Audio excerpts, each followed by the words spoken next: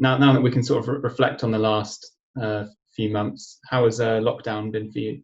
Yeah, I think for all the other human beings, a bit strange and crazy times, and times when you have, of course, doubts in your head and you're a bit thoughtful. But have tried to use the lockdown as good as possible in terms of analyzing the season, preparing the restart, preparing also the future of the club. And for that, yeah, it was of course strange because you have to adapt to the situation, but in general, then hopefully also we've done the right work. We have worked a lot during this time, and in order to be prepared once we are allowed to restart. And it seems like the restart is not too far away at the moment.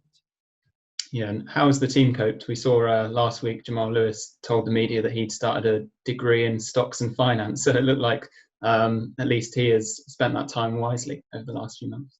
Degree as a football player would be even more important, but it's always good when they use their time in a sensible way, and to work a bit on the personal and individual education is always a sensible way to spend such a period. I have to praise them because they all came back physically well prepared in a really good physical condition. Of course, it's a bit strange because we're not able to train on the football pitch with the ball as a team, and of course we have to make sure that from day to day also we adapt a bit to our competitive rhythm also on the football pitch. But physically they are in a quite a good position. Of course, you can't cope 100% the situation that you have during a season when you have the games, and that's quite difficult. But I got the feeling so they've done a brilliant job, and right now during this little preseason we try to do our best in order to prepare them in a perfect way, that they are as prepared as possible in order to be ready for the restart.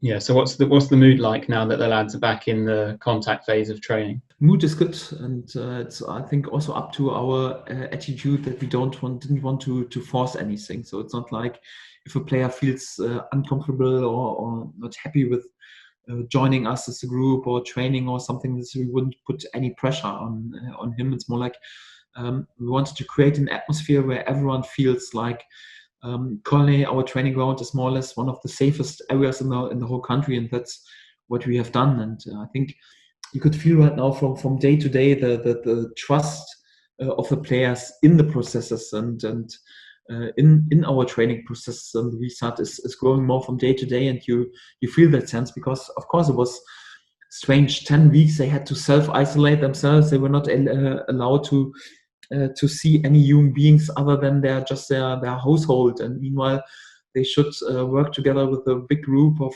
many players. It's not that easy, but we go this way step by step, and all I can say, they've done brilliant so far, and the mood is good to be allowed to do our job again, to do what we like and what we love. And you could feel also like from day to day the trust and the sense of unity is growing more and more.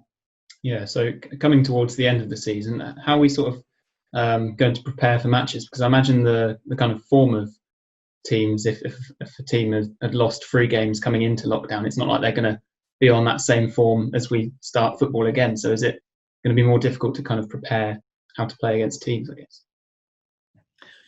Yes, of course. So it's tricky because you don't know how the teams have worked during this lockdown, how they change perhaps their processes or the way that they play during this little preseason. So they are still the same coaches, they are still the same players, and you can't change the quality or more like the special qualities of the players. So it's not like you have a completely new team, but it's of course like always a bit like the beginning of the season, a bit difficult to prepare in which way the opponent will come. But it's no complaint. So it's for all teams the same, and for that, I think we can't complain too much about the situation.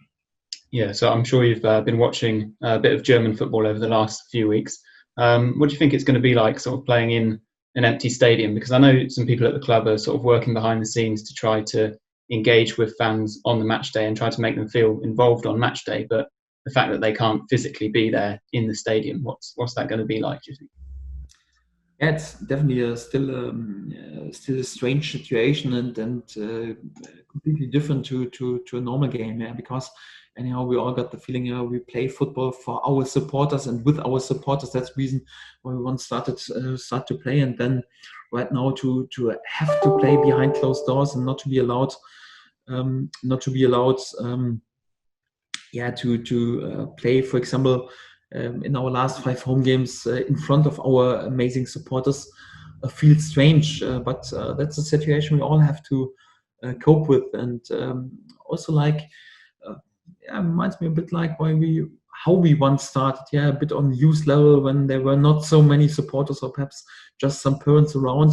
I think it's also important that we have to keep in mind that, yeah, perhaps we play in an empty stadium, but all our supporters will follow what we are doing quite closely, and they are with us, although they're not allowed to attend in a personal way. But it's important that in our minds and our hearts, we take our supporters with us into the stadium to Carrow Road, but also to into the away games, because we will have our support also there, just with, and they will try to send us their energy. And this is quite important that we have that we take this also into the games. Yeah, and finally, I'm not sure if you're aware, last week was 3 years since you joined Norwich City. So, yeah, what are your sort of favourite moments and personal highlights from those 3 years? Perhaps favourite goals that the team have scored, or best atmosphere at the ground, those sorts of things. Time is running, definitely. So it's crazy anyhow. So 3 years already is unbelievably long time for in this period. And first of all, I'm unbelievably grateful and thankful that I'm allowed to work in this yeah, responsible role for this amazing club and for this amazing people. And just can say thank you to our owners, to Delia and Michael, to our board, but also to our supporters for all this trust and all this support during all the ups and downs that we have. And you got the feeling, yeah, it was of course a tricky situation once I joined, because the financial situation was so difficult. We had to sell more or less on a weekly basis our best players, and had to deal with demanding situations. And we tried to rebuild the club and improve this club step by step. And once you look back how far we have come, it's just great. It was great moments and great memories anyhow. And yeah, but it's still not. I'm still not willing to be just in the analyzing mode. So it's still, we're still in a fighting mode in order to make sure that hopefully we will be also allowed to play in the best league of the world also during next season. And we want to be as successful as possible also in the FA Cup. So more like the dream would be that we are allowed to play in the best league of the world during the next season, and hopefully also in Europe by winning the FA Cup. So it's more like big challenges and perhaps not realistic targets for us, but definitely targets we can achieve, although they are perhaps not 100% realistic, but it's still possible to do this. And for that, we're not too much in the analyzing mode. So in a few years' time, when I'm not in charge anymore, then there's perhaps the chance to watch a bit back and to enjoy all the memories. But right now we are more greedy to create some more memories, and this is our attitude at the moment. Perfect. Well, thanks for your time, boss, and good luck for the rest of the season. All the best. Thank you.